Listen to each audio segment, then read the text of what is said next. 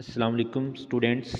आज हम assignment number 15 का सलूशन देखेंगे, फ़िज़िक्स पार्ट 1, जिसमें फ़र्स्ट क्वेश्चन हमारा चूज़ था करेक्ट आंसर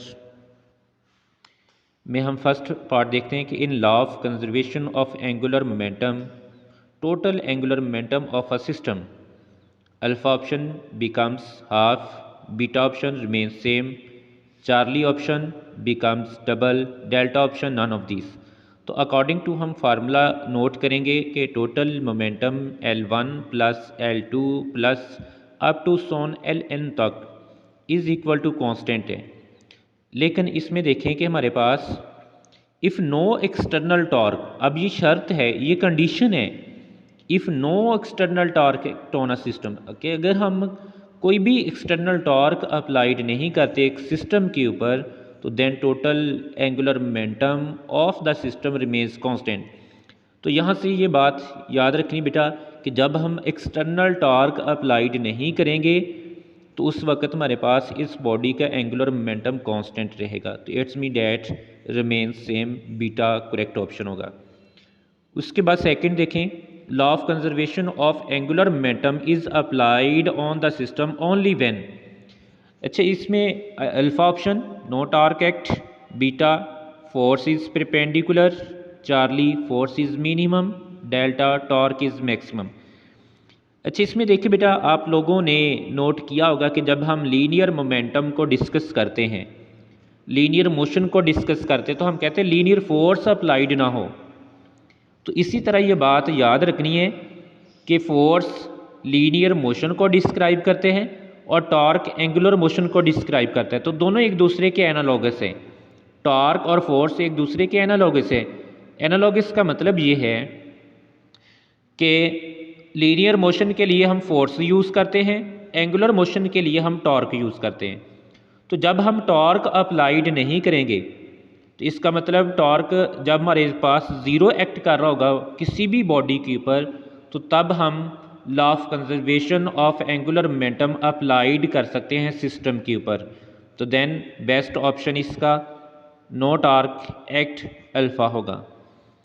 उसके बाद थर्ड एमसीक्यूज देखें, energy possessed by a body due to rotation about an axis is called. अच्छा, अब देखें alpha option kinetic energy, beta rotational kinetic energy, charlie potential energy, delta none of these.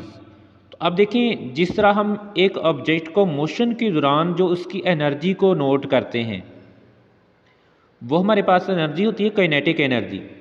लेकिन अब हम एक बॉडी को rotate करवा रहे हैं सर्कुलर पाथ के ऊपर, जब हम किसी भी बॉडी को एक एंगुलर मोशन करवाएंगे तो उस एंगुलर मोशन के दौरान जितना भी हमारे पास वर्क डन होगा वो in the form of rotational kinetic energy आएगा।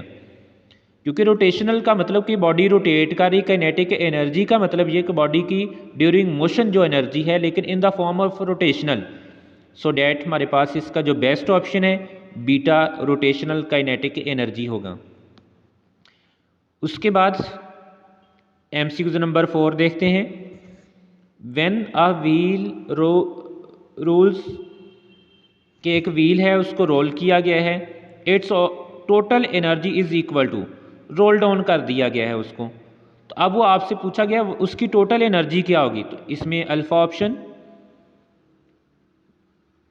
ई total is equal to kinetic energy translational plus kinetic energy rotational, beta इसमें E is equal to potential energy plus kinetic energy, Charlie E is equal to potential energy plus kinetic energy rotational, delta none of these. तो बेटा ये बात, दो चीज़ें अब इसमें आपने याद रखनी है। आपने देखना क्या ऑब्जेक्ट को इंक्लाइंड प्लेन से रोटेट करवाया गया है कि स्मूथ सरफेस से रोटेट करवाया गया है। अगर तो स्मूथ सरफेस से रोटेट करवाया गया, एक प्लेन सरफेस है वहाँ से रोटेट करवाया गया है, तो फिर हम कहेंगे जो व्हील होगा उसकी जो हमारे पास एनर्जी आएगी वो total energy is equal to kinetic energy translational plus kinetic energy rotational होगी। अगर हम उसको इंक्लाइंड प्लेन से रोटेट करवाते हैं तो उस वक़्त बेटा याद रखना है कि इंक्लाइंड प्लेन से जब रोटेट करवाएंगे तो उस वक़्त potential energy will be change into, क्योंकि एक व्हील होगा वो रोटेट भी करेगा सर्कुलर फॉर्म में भी और सीधा भी जा रहा होगा, तो इसका मतलब दोनों फॉर्म में है। तो देन हमारे पास वो potential energy is equal to kinetic energy rotational plus kinetic energy translational है। लेकिन अब इसको व्हील को कहाँ रोटेट करवाया गया है, सिंपल। तो देन हमारे पास इसका जो बेस्ट ऑप्शन है, जो हमारे पास इसका करेक्ट ऑप्शन है वो alpha. It's mean that total energy is equal to kinetic energy translational plus kinetic energy rotational होगी। जी स्टूडेंट्स, अब हम शॉर्ट क्वेश्चन देखते हैं, जिसमें first short question law of conservation of momentum के बारे पूछा गया है। तो सिंपल डैट इसकी आप लोगों ने स्टेटमेंट लिखनी है। If no external torque acts on a system then total angular momentum of the system remains constant. कि जब आप जो एक बॉडी सर्कुलर में मूव कर रही हो, रोटेशनल मोशन कर रही हो, तो उसके ऊपर अगर आप कोई भी एक्सटर्नल टॉर्क अप्लाइड नहीं करते, उसमें एक्सटर्नल टॉर्क प्रोड्यूस नहीं करवाते, तो देन हमारे पास वो जो उसका टोटल मोमेंटम वो कांस्टेंट रहता है। तो then total momentum L is equal to L1 plus L2 plus up to सोन इज़ इक्वल टू कांस्टेंट। तो then L is equal to I1 omega 1 is equal to I2 omega 2 होगा। उसके बाद short question number हम 2 note करते हैं। This is very important short question according to paper, कि paper के अकॉर्डिंग, बोर्ड का पेपर हो तो उसके अकॉर्डिंग ये बड़ा ही शॉर्ट क्वेश्चन इंपॉर्टेंट भी है और इसके रिलेटेड एमसीक्यूज़ भी आता है। तो हम एमसीक्यूज़ के साथ साथ, यानी शॉर्ट क्वेश्चन तो हमने डिस्कस करने हैं, लेकिन इसके साथ एमसीक्यूज़ भी नोट करेंगे। Why are diver change its body positions before and after diving the pool, कि जब वो डाइविंग करता है तो उस वक़्त वो अपनी पोजीशंस को चेंज क्यों करता है। बेसिकली वो the diver change his body position to make extra some results, वो कुछ एक्स्ट्रा रिजल्ट्स निकालना चाहता है, जिसमें से देखें कि फर्स्ट पॉइंट अगर हम नोट करें कि according to law of conservation of momentum I1 omega 1 is equal to I2 omega 2 होगा। इसका मतलब वो अपना मोमेंटम कंजर्व्ड रखना चाहता है, अपना मोमेंटम सेम रखना चाहता है। कौन सा मोमेंटम? Angular momentum. कैसे सेम होगा देखें। When a diver left off from the diving board his legs and arms are fully extend, जब वो डाइविंग बोर्ड जो होता है उससे अपने आप को मूव करवाता है, लेफ्ट करता है, तो उस वक्त अपने आप को वो एक्सटेंड कर लेता है। एक्सटेंड करने का मतलब उसका रेडियस बढ़ जाता है। अब रेडियस बढ़ेगा तो आपको पता है मोमेंट ऑफ इनर्शिया का formula I is equal to M R square होता है। इसका मतलब उसका जो हमारे पास रेडियस बढ़ेगा तो मोमेंट ऑफ इनर्शिया इंक्रीज कर जाएगा। मोमेंट ऑफ इनर्शिया इंक्रीज करेगा तो हमने ये भी रीड किया हुआ है कि moment of inertia angular velocity के साथ इनवर्स रिलेशन है। तो जब उसके साथ इनवर्स रिलेशन है तो फिर इनवर्स रिलेशन से क्या होगा, मोमेंट ऑफ इनर्शिया इंक्रीज करेगा तो एंगुलर वेलोसिटी डिक्रीज। इसका मतलब first time I1 greater than omega 1 से होगा। ये साथ मैंने एरो के साथ रिलेशन लिखा हुआ है, I is equal to M R square I inverse 1 over omega. उसके बाद when legs and arms are diver are drawn into the closed tuck positions, वो अपने आप को क्लोज कर लेते हैं। तो क्लोज करने के बाद सेकेंडली क्या होता है कि उसका रेडियस डिक्रीज कर जाता है। तो जब रेडियस डिक्रीज कर जाता है तो रेडियस का और मोमेंट ऑफ इनर्शिया का देखें डायरेक्ट रिलेशन है। तो इसका मतलब रेडियस डिक्रीज करेगा तो मोमेंट ऑफ इनर्शिया क्या कर देगा, वो तो डिक्रीज कर देगा। तो इसका मतलब I2 लेस देन हो जाएगा एंगुलर मोमेंटम, यानी एंगुलर वेलोसिटी ओमेगा 2 से।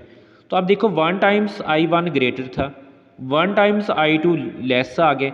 सो डैट इन्होंने क्या किया है, इन ड्यूरिंग पोजीशन जो उसने चेंज की है उसने अपना मोमेंटम कंजर्व्ड रखा है, उसने अपना मोमेंटम सेम रखा है। तो अपना मोमेंटम सेम रखने के लिए ही वो अपनी पोजीशन जो है उसको चेंज करता है। तो इस तरह बेटा ये बात आप लोगों ने याद रखनी है। ये बड़ा ही इंपॉर्टेंट एमसीक्यूज़ और शॉर्ट क्वेश्चन है।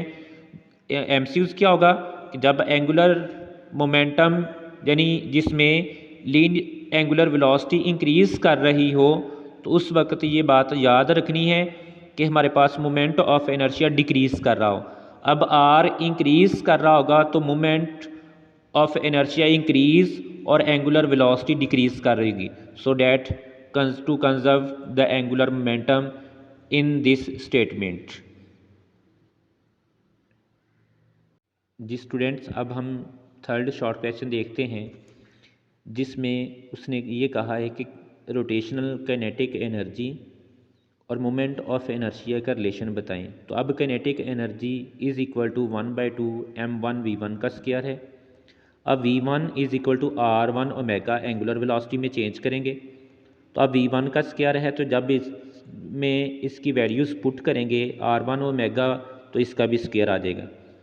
तो अब इस तरह जब हम टू पार्टिकल की बात करेंगे तो kinetic energy to rotational 1/2 m square r2 square omega square up to so on जी n तक हमारे पास टर्म्स चले जाएंगी। तो फिर हम क्या करेंगे, इन सब को प्लस कर लेंगे। काइनेटिक एनर्जी टोटल जो है हमारे पास रोटेशनल फॉर्म में वो आएगी kinetic energy 1 rotational plus 2 up to so on n। हम इन तमाम की वैल्यूज़ को पुट करेंगे। जब हम वैल्यूज़ को पुट कर देंगे तो यहाँ से देखें 1/2 और एंगुलर वेलोसिटी कांस्टेंट है तो ये कॉमन आ जाएंगी। तो जब कॉमन आएगी तो देखो ये हमारे पास एक रिजिड बॉडी फॉर्म में हमारे पास ये छोटे छोटे मैसेज हैं। तो इन सब का जब सम करेंगे तो सिग्मा आई इनिशियल वैल्यू 1 से n तक MIRI का स्क्वायर, तो इक्विवेलेंट हम इसको रख लेंगे total moment of inertia of the body which rotate in circular motion, rotational motion. तो देन हमारे पास kinetic energy rotational is equal to 1/2 I omega square है। ओके, अल्लाह हाफिज़, take care, best of luck.